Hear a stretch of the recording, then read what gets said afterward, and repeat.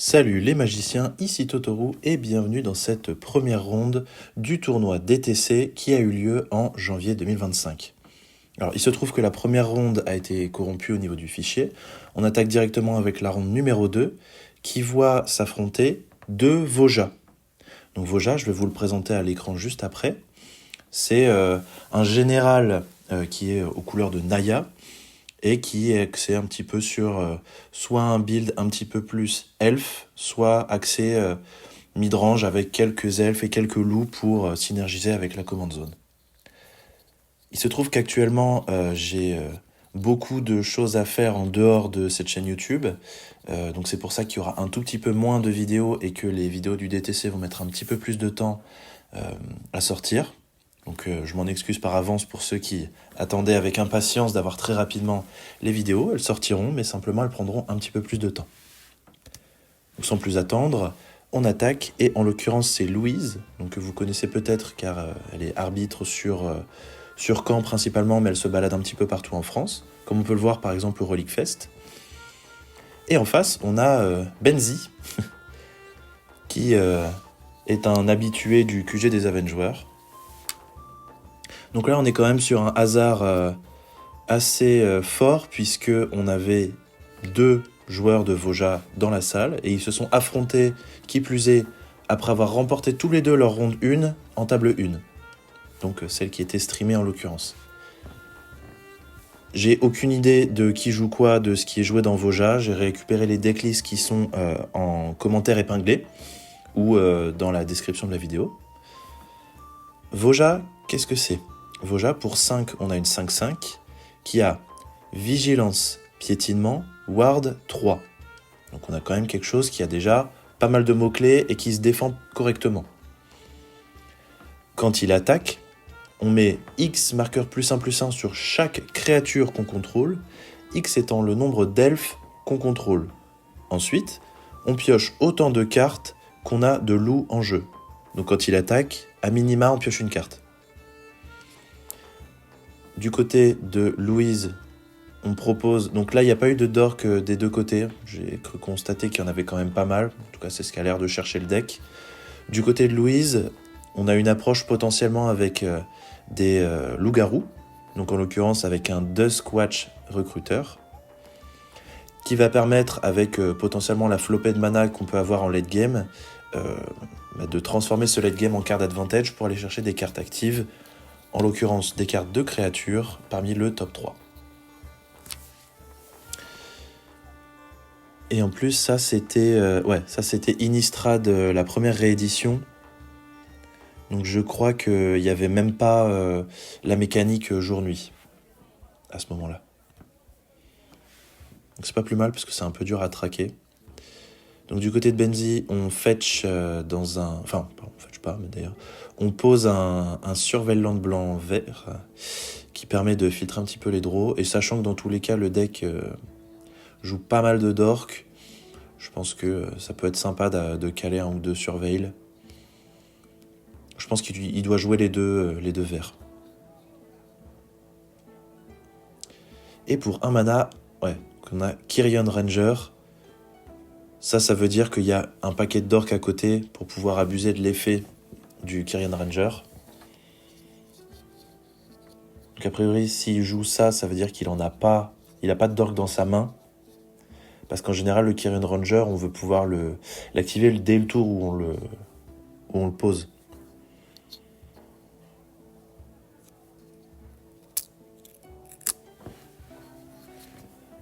Alors voyons voir un petit peu ce que les deux listes vont pouvoir proposer. En tout cas, je trouve que c'est vraiment intéressant de voir deux brous assez distincts d'une command zone qui a un certain potentiel. Ça sera sûrement pas un tier 1, mais ça peut être un deck qui peut faire quelques émules. Donc phase d'attaque pour 2, Benzi prend 2, il bloque pas assez logiquement avec sa Kyrian Ranger. Louise continue avec une Fauna Shaman et passe son tour, donc a priori elle a une main avec que des cartes actives parce qu'elle a raté son 3e land drop. Donc je disais que c'est quand même intéressant, j'en parle assez régulièrement, mais le Duel Commander, c'est un format qui n'est pas résolu. Il y a tout un tas de command zones, même si on arrêtait d'éditer des cartes, le format pourrait se renouveler plus d'une fois, parce qu'il y a pas mal de commandes zones qui sont assez impactantes et qui n'ont pas forcément été explorées, étant donné qu'il y a je ne sais combien de commandes zones qui sortent chaque année encore plus que les précédentes. On a donc une Marwyn qui est jouée du côté de Benzi. Marwyn qui peut proposer une grande quantité de mana pour peu qu'on arrive à la poser et ensuite enchaîner avec quelques autres elfes.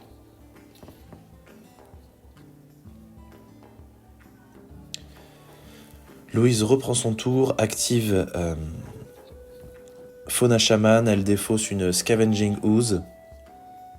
Donc peut-être qu'elle va chercher Arbor Elf, parce qu'en plus elle n'a que 2 mana et qu'un seul mana vert, donc ça c'est vraiment pas fou. Elvish Mystique, qu'elle ne peut pas lancer ce tour-ci. Un peu embêtant.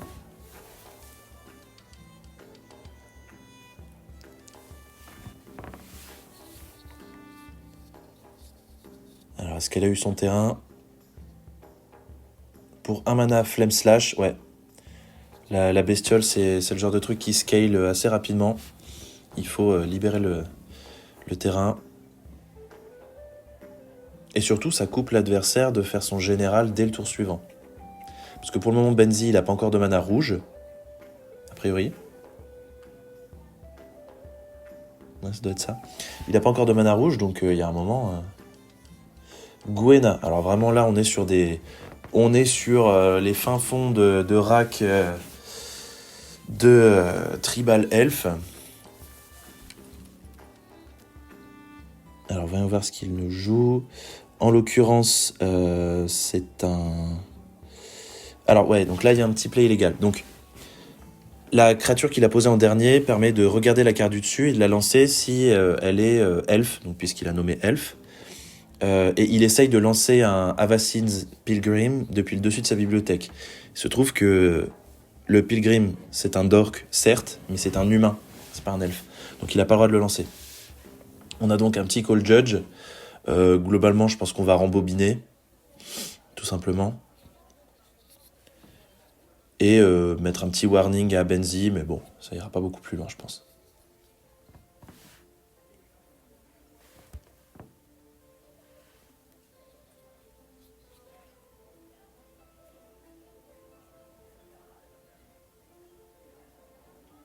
Donc voilà, le Judge Call est en train de se résoudre. Donc le Pilgrim est resté au-dessus de la bibliothèque, ça a donné une info gratuite à Louise. Et Benzi nous propose un Joraga Warcaller qui est extrêmement puissant, couplé avec le général. Puisque lui, il dit, quand on le lance, on peut le multi-kicker, donc pour mettre autant de marqueurs +1/+1 qu'on paye de paquets de mana. Et il dit que les autres elfes font +1/+1 pour chaque marqueur +1/+1 sur lui. Sauf que pour rappel, quand Voja attaque, elle met X marqueurs à toutes les bêtes, X étant le nombre d'elfes qu'on contrôle. Donc si on arrive à attaquer avec les deux, ça peut vraiment faire un board surpuissant, encore plus pour les elfes. Louise pioche enfin son 3e mana, un fast land sur le fil qui arrive d'étape, qui permet de jouer l'Elvish Mystique qui a été tutorisé le tour précédent. Donc là, elle a encore un mana. Éventuellement, je sais plus si ça coûte 2 ou 3 la capa de Squatch Recruiter, là, je sais plus exactement comment il s'appelle. Il me semble que ça coûte 3. Donc là, on pédale un peu dans la smoule du côté de Louise. Par contre, du côté de Benzi, on va pas tarder à pouvoir poser le général. Le souci, c'est qu'il faut attendre un tour avant de pouvoir attaquer, à moins d'avoir potentiellement des Lightning Greaves ou autres.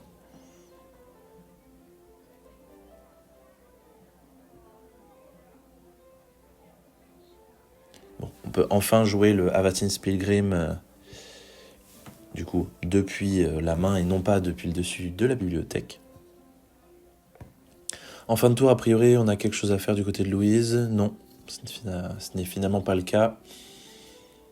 Ça y est, on commence à débloquer son mana. On a 5 pour pouvoir potentiellement lancer le général.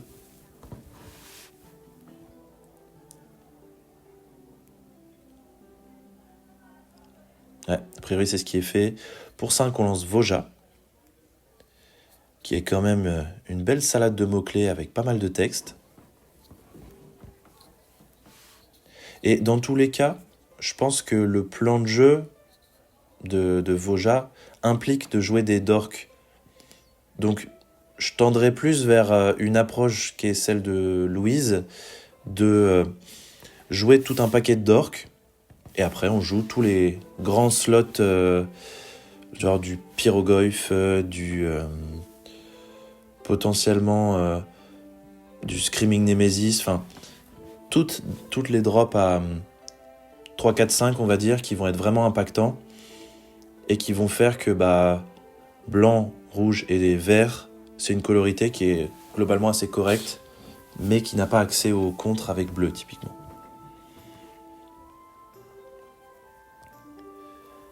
Donc, du côté de Benzi, on continue également avec Voja. On active Kyrian Ranger pour pouvoir se renvoyer son terrain en main, dégager son Avacyn's Pilgrim, relander la forêt qu'on a remis dans sa main et reposer un dork. Donc là, on pose du board. Prochain tour, ça va envoyer une grosse phase d'attaque. Donc Louise pourra quand même attaquer, sachant qu'elle a 2 elfes en jeu. Elle va mettre 2 marqueurs +1/+1 sur toutes ses bêtes et piocher 1 sur sa Voja. Je ne crois pas que Voja prenne en compte les werewolves, mais uniquement les wolves. Oh, alors là, P-Wave. Alors P-Wave, ça va pouvoir gicler tout le board adverse, sauf Voja, qui a Ward 3. Ouais, donc c'est typiquement sur des battles de board comme ça qu'on remporte des parties avec P-Wave. Alors en réponse, du côté de Benzi, pour 2, Heroic Intervention, qui arrive à point nommé, qui donne donc Hexproof et indestructible à tout son board.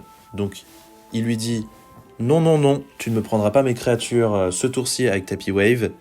Laisse-moi tanker au moins un tour ou 2. Sachant que si Louise se commit et attaque avec tout, elle va forcément y laisser des plumes parce que les créatures adverses sont indestructibles. Et surtout, elle peut complètement mourir sur la phase de contre-attaque avec l'elfe qui a multi-kicker là, qui peut vraiment booster considérablement le board.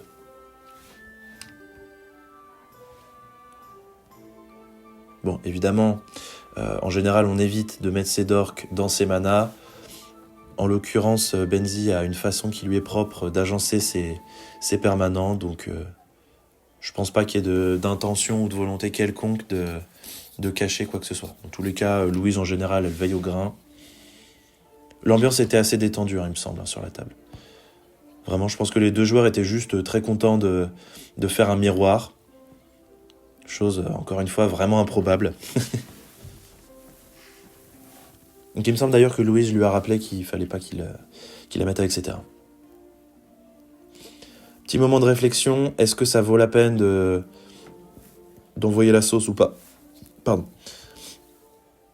Ah, pour 4 mana, on a un Galadrim Brigade qui est joué du dessus de la bibliothèque, donc pour 5, donc ça veut dire qu'il a été squad une fois. Donc en gros, c'est multi-kicker, un squad. C'est multi-kicker, mais au lieu de mettre des marqueurs, grosso modo, on crée une copie. Donc ce qui veut dire qu'il y a 2 brigades en jeu, qui sont donc individuellement 3-3, puisqu'elles se boostent entre elles, et qui donnent tout un tas de mots-clés supplémentaires. Et donc, on paye 2 mana, on active Ranger, on détape, on renvoie le boui-boui habituel d'elfe, pour lancer un drop 3 ou 4, en l'occurrence Arwen, qui a le bon goût d'être un elfe. Il y a un mana up d'ailleurs avec le Birds of Paradise.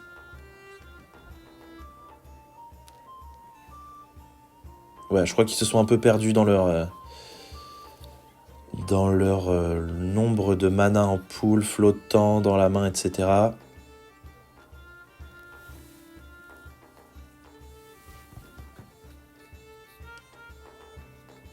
Ah oui, alors, micro-pause. Il n'y a pas la fin de cette ronde-là, je sais pas pourquoi, le fichier était corrompu. C'est Benzi qui a remporté en fait. Malgré la P-Wave de Louise, ça n'a pas suffi. Il a fait une phase d'attaque qui était 1 milliard de fois létale.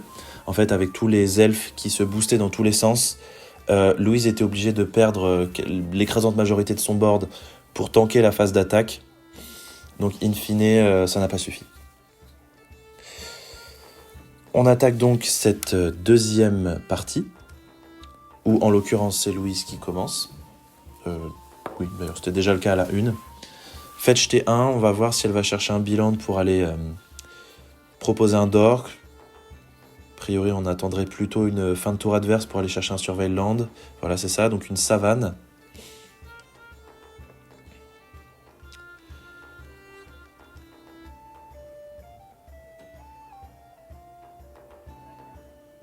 Ah non, peut-être pas une savane. Est-ce que c'est plutôt une forêt ou une taïga? Plutôt une taïga, très bien. Étant donné qu'il n'y a pas eu d'action entre les deux, même si on est en compétitif, tant qu'il n'y a pas un laps de temps trop conséquent entre les deux, en général, il est plutôt de coutume de laisser revenir sur ce genre d'action. On a donc un dork déguisé avec Wild Growth.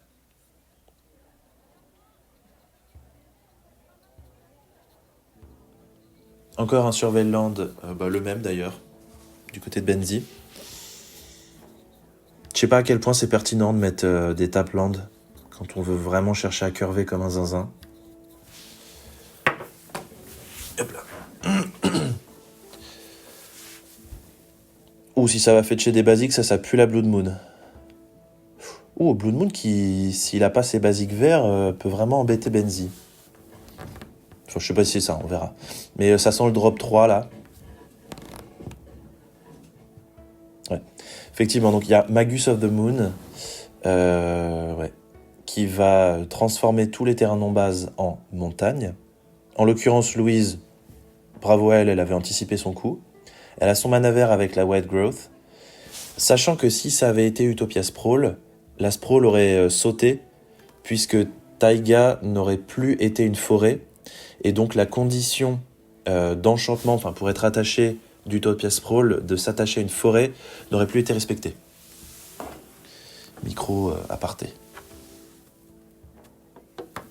Donc après, Benzi il joue blanc, il joue rouge, il y a de quoi jouer quelques anti-bêtes pour aller déloger cette Magus embêtante.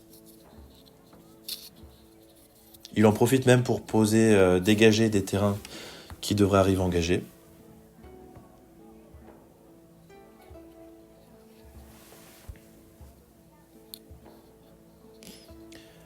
Ranger class, on pose une 2-2. Ensuite, on peut monter la classe au niveau 2 pour pouvoir, à chaque fois qu'on attaque, mettre un marqueur +1/+1 sur une bête attaquante. Et enfin, si on arrive au niveau 3, on peut regarder la carte du dessus à tout instant et lancer les cartes de créatures du dessus de notre bibliothèque. Donc c'est une sorte de mana sync, c'est une 2-2 pour 2, plus ou moins. Mana sync qui peut scale, donc grandir au fur et à mesure des phases d'attaque pour peu qu'on investisse un peu de mana. Franchement, c'est un excellent ajout dans le deck, surtout que la capacité de Voja fait piocher pour le nombre de loups qu'on possède au moment de la phase d'attaque. Mutavolt, enfin, une montagne qui est landée du côté de Benzi, c'est un peu triste pour lui, il a pas ses basiques. Je pense que rien qu'un petit mana vert, ça pourrait vraiment débloquer la situation. Donc Louise flotte en mana rouge. Avec son vert, elle fait Finhorn Elves. Elle avait pas assez de vert pour pouvoir activer la montée de classe, la Ranger class, je crois que ça s'appelle. Du coup, elle a sa cloque. Hein. Vas-y que je te poutre à coup de 4. Il y a un moment, dans 3-4 tours, c'est plié. Ah, beau séjour. Ouais, c'est dommage.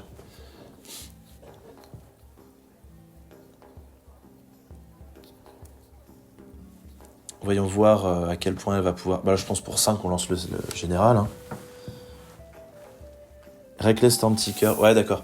Donc là, elle passe d'une cloque de 3 tours à 2 tours.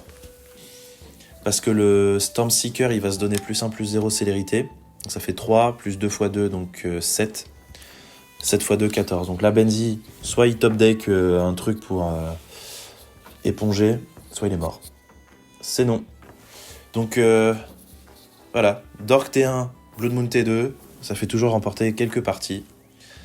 Ça fait partie du jeu, mais je trouve ça quand même assez intéressant parce que Louise a axé son deck building et en plus a orienté la façon dont elle a débuté sa partie pour fetcher intelligemment, donc ça me semble tout à fait normal qu'elle soit récompensée.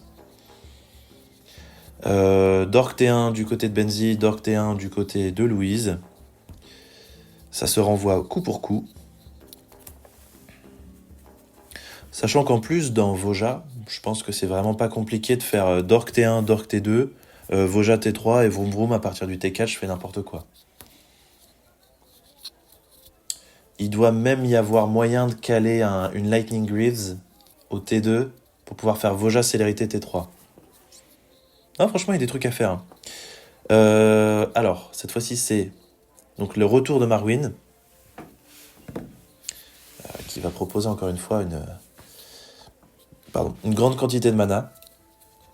Alors, du côté de Louise, on fetch. Qu'est-ce qu'on va chercher? Est-ce qu'on veut débloquer le blanc ou le rouge? Plutôt le rouge. Et puis là, de toute façon, c'est un petit peu tard pour du côté de Louise. Si elle voulait rejouer une Blood Moon Effect, ça couperait le blanc, mais ça donnerait accès au rouge, sachant que Benzi a son blanc mais pas son rouge. Et bah, classic shit du côté de Louise. T2 Dork, plus un drop 2, donc en l'occurrence Fauna Shaman, qui pourra s'avérer vraiment pertinente plus la partie avance, plus ça devient pertinent, parce que ça nous permet de défausser nos Dorks, qui sont quand même de sacrés mauvais top deck, pour les transformer en la meilleure créature qu'on veut et qui est à notre disposition. Donc là, je pense qu'il faut aller chercher un blanc-rouge du côté de Benzi, sachant qu'en plus, il a son Yavimaya on board. Ah, il me semble que Benzi, entre les rondes, m'avait précisé qu'il n'avait pas accès au Biland et qu'il avait monté un peu sa mana base à la va-vite, je crois même la veille pour le lendemain. C'est donc pour ça qu'il joue quelques terrains qui sont pas forcément très usagés en DC. En l'occurrence, il s'est foiré dans sa cible de fetch. Louise l'a pas pointé parce que je pense qu'elle s'en est pas rendu compte et que c'était pas non plus quelque chose qui retournait la partie. Idéalement, il aurait fallu aller chercher un blanc-rouge plutôt qu'un vert-rouge. Enfin, ça change pas grand-chose. Ça n'aurait pas empêché Benzi d'aller jouer sa Voja, quoi qu'il en soit. Donc il a dû se piquer de 2 points de vie supplémentaires pour jouer son Stomping Ground et lancer sa Voja.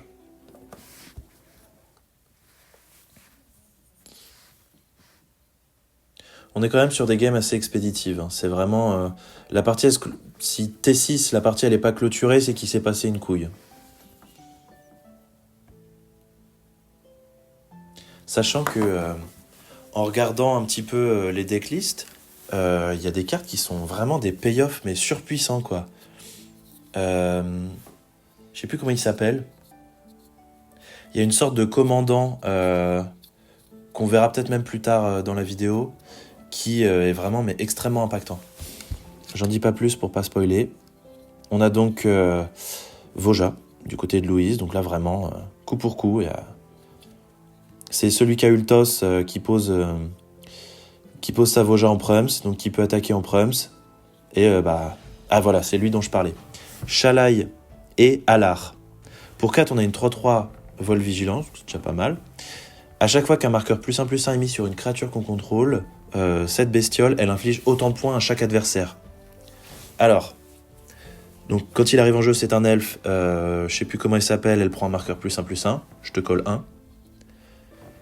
Je vous laisse faire le calcul avec Voja, Shalai et Alar on board sur une phase d'attaque. Ça fait mal. Sachant qu'il y a 3 elfes, ce qui veut dire 3 marqueurs +1/+1 sur chaque créature, ce qui veut dire 3 x 4, 12. Donc là, c'est vraiment énervé. Donc, on a une phase d'attaque avec la 2-2, là, je sais plus comment elle s'appelle, et Voja. ce qui va faire à minima 12 points rien que sur la déclaration des attaquants. Donc soit il rase tout le board, enfin, en gros, il peut envoyer 3 points dans la, comment ça s'appelle, Fauna Shaman, et les 9 autres face, parce qu'il n'a pas les 3 manas pour tuer la Voja adverse. Ensuite, il va piocher 1 parce qu'il a... Pardon. Il va piocher 1 parce qu'il a un Wolf, avec sa CZ. Donc là, vraiment, on est sur une phase d'attaque... ouais, énervée. Et c'est même tout à fait possible que Louise, bien qu'à 18 points de vie, ne puisse pas tanker. Donc là, Louise essaye de bloquer, sauf qu'en fait, pour rappel, il y avait quand même des capas sur la pile. Donc, trigger pioche. Bon, théoriquement, c'est d'abord les marqueurs, ensuite la pioche, mais c'est pas grave. On met 3 marqueurs +1/+1 sur toutes les bêtes. On a donc 3 x 4, 12 points à coller où on veut. 6. En réponse, on fait... Pardon. En réponse, on fait Berserk sur Voja parce que t'inquiète. Voja, elle passe donc 8 x 2, elle passe 16 piétinements. Allez. C'est donc Benzi qui remporte ce miroir, improbable d'ailleurs. Dans la ronde suivante, on va le voir à nouveau, cette fois-ci affronter un Kellan. Et je vous spoil un petit peu, mais c'est des parties qui vont être riches en rebondissements. Restez connectés. Je vais faire de mon mieux pour que ça arrive assez rapidement. Voilà, je vous remercie de m'avoir écouté. C'était Totoru pour l'entre du deck.